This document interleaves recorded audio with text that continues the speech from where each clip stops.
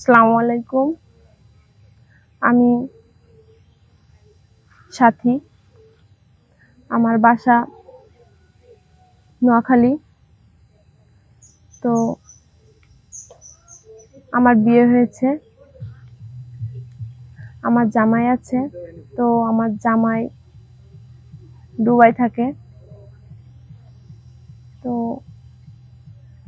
এরকম একা একাই আমি থাকি। আমার শ্বশুর শাশুড়ি নাই, ওরা দুজনেই মারা গেছে।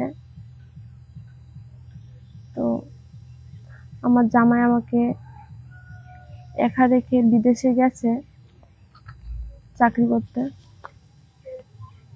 তো অনেকদিন ভালো মতোই চললাম, ভালো মতোই থাকলাম।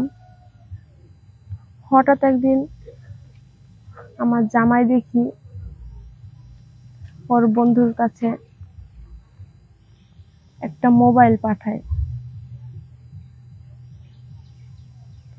তো মোবাইলে আমার জামাইয়ের সাথে কথা হতো, ভিডিও কলে কথা হতো। অনেক ভালো লাগতো যে আমার জামাইয়ের মুখটা আমি দেখতে পাচ্ছি। তো অনেক আনন্দিত লাগতো। এরকম ভাবে আমাদের সংসারটা চললো। আমার জামাই দূরে থাকলেও মনে হতো আমার জামাই আমার কাছে আছে। তো হঠাৎ করে একদিন দেখি আমার ফোনে, আমি ভালোই ছিলাম, আমার জামাই একটা বিদেশ থেকে ফোন পাঠায়। তারপরে আমি একটা ফেসবুক আইডি খুলি। তো ফেসবুকে একটা ছেলের সঙ্গে আমার কথা বলতে বলতে ভালো লেগে যায়। আস্তে আস্তে ছেলের সঙ্গে আমার প্রেম হয়ে যায়। তখন আস্তে আস্তে আমার জামার সঙ্গে আমি কথা বলা কম করে দিই, আর ছেলের সঙ্গে আমার আস্তে আস্তে গভীর একটা প্রেম হয়ে যায়। এভাবে চলতে থাকে। একদিন হঠাৎ করে দেখি আমার জামাই আমাকে অনেকগুলা কল দিয়েছে, কিন্তু ও আমাকে অ্যানাদার কল পেয়েছে। আমি তো অন্য একটা ছেলেকে ভালোবেসে ফেলছিলাম ফেসবুকে। ওর সঙ্গে আমি কথা বলায় ব্যস্ত। তো ওর সঙ্গে আমার রিলেশনটা চলতে থাকে। তো ছেলেটা আমাকে একদিন বলল যে তোমার জামাই তোমাকে টাকা পয়সা দেয়? আমি বললাম হ্যাঁ দেয়। তো ও আমাকে বলল যে তুমি আমার সঙ্গে একদিন দেখা করো। তো আমি অনেক খুশি হলাম যে ও আমাকে দেখা করতে বলেছে। তো আমার জামাইয়ের কাছ থেকে ফোন দিয়ে আমি অনেকগুলো টাকা চাইলাম ওর সঙ্গে দেখা করতে যাব বলে। জামাই আমাকে বলল তুমি আমার ফোন রিসিভ করো না, সব সময় ব্যস্ত থাকো, এত কোথায় কথা বলো। কথাটা শুনে আমি অনেক রেগে গেলাম। আমি ওকে বললাম যে সারাদিন কাজ করি, কোথায় থাকবো, ফোন নেওয়ার সময় আছে আমার? ব্যস্ত থাকে নেটের সমস্যার জন্য, তাই বলে কথা কাটিয়ে দিলাম।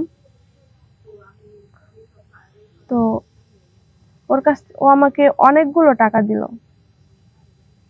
সে টাকা নিলাম, নেওয়ার পরে ওর সঙ্গে আবার যোগাযোগ করা বন্ধ করে দিই। তো আমার জামাইয়ের কাছ থেকে অনেকগুলো টাকা নিলাম। তার 2-1 দিন পরেই আমার বয়ফ্রেন্ড আমারে ফোন দেয়। ফোন দিয়ে বলে যে কালকে দেখা করতে। তো আমি বললাম যে আচ্ছা ঠিক আছে, আমি কালকে তোমার সঙ্গে দেখা করব। তো এরকম ভাবে বলার পরে আমি ওকে বললাম যে আমি তোমার সঙ্গে কালকে দেখা করতেছি। তো পরের দিন আমি আমার যত গহনাগাটি ছিল স্বর্ণের সব পরলাম, সুন্দর করে সেজে ওর সঙ্গে দেখা করতে গেলাম। তো দেখি ও আমার জন্য প্রাইভেট কার নিয়ে দাঁড়ায় আছে রাস্তার সাইডে। তো আমাকে বলল যে গাড়িতে ওঠো। আমি উঠলাম। তো আমাকে দেখি গাড়িতে করে নিয়ে যাইতেই আছে।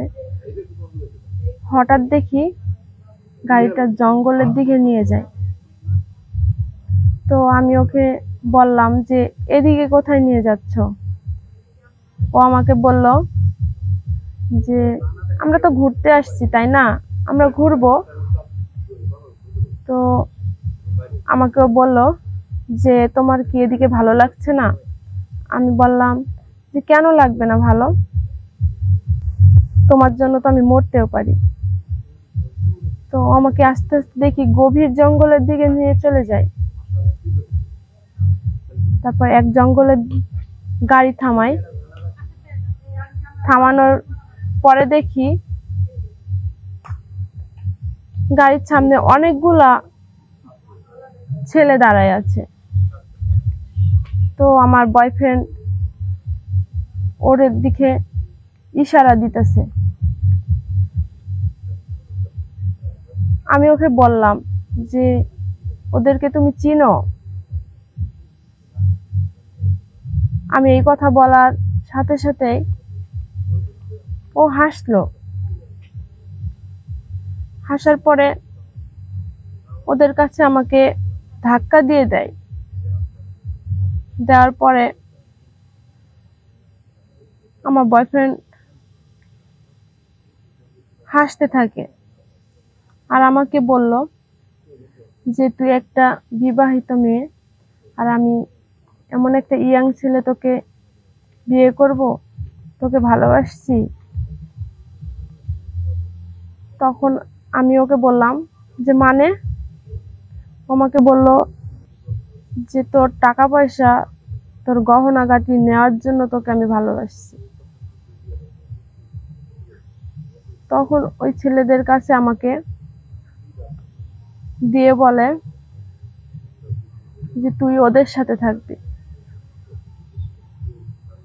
আমার শরীরে যত গহনাগাটি ছিল, আমার পার্সে যত টাকা পয়সা ছিল, ওরা সব কেড়ে নেয় আর আমাকে ওরা ধর্ষণ করে। তো ওরা ওখান থেকে টাকা পয়সা যত জিনিসপত্র আছে আমার সব কেড়ে ওরা নিয়ে চলে যায়। তখন আমি কান্না করতে করতে জঙ্গলের দিক থেকে বের হয়ে আসি। রাস্তায় অনেকগুলো ছেলে দাঁড়ায় আছে। ওরা আমার অবস্থা দেখে অনেক হাসাহাসি করে। তো আমি কি করব ভেবে পাচ্ছিলাম না। আমি তখন ভাবছি যে আমি এখন কি করব। আমি তো আমার জামাইয়ের বাড়িতেও যেতে পারবো না। আমার যত জিনিসপত্র আছে, টাকা পয়সা আছে, সব তো ওরা লুট করে চলে গেছে। আমার ধর্ষণ করে আমার সবকিছু কেড়ে নিয়ে গেছে। আমি কিভাবে মুখ দেখাবো মানুষের কাছে? তো আমি কিছু ভেবে পাচ্ছিলাম না। কে বের হয়ে আসি। আসার পরে আমি ভেবে পাচ্ছিলাম না যে আমি এখন কি করব।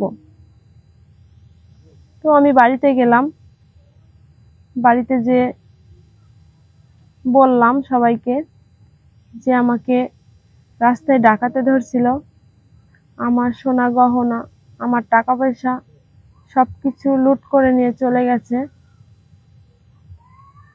এই কথা সবাইকে বললাম। আর